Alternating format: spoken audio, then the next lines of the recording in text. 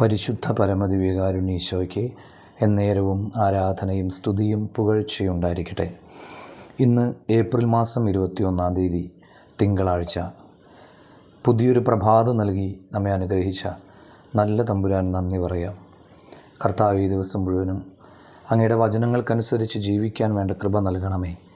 ഞങ്ങൾ പോകുന്നിടത്തെല്ലാം അവിടുത്തെ സജീവ സാന്നിധ്യം ഞങ്ങളോട് കൂടെ നൽകി ഞങ്ങളെ അനുഗ്രഹിക്കണമേ. യോഹന്നാൻ്റെ സുവിശേഷം 14-ാം അധ്യായം 18-ാം വചനം എന്ന് ധ്യാനിക്കാം.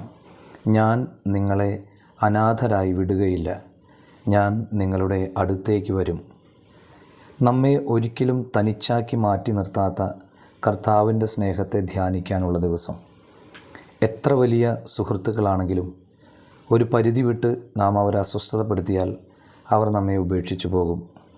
എന്നാൽ നാം എത്രയൊക്കെ അസ്വസ്ഥതപ്പെടുത്തിയാലും തള്ളിപ്പറഞ്ഞാലും നമ്മെ തനിച്ചാക്കി വിടാതെ നമുക്ക് തിന്മ സംഭവിക്കാതിരിക്കാൻ നമ്മെ പൊതിഞ്ഞ് സംരക്ഷിക്കുന്ന ഒരു സ്നേഹമുണ്ട്.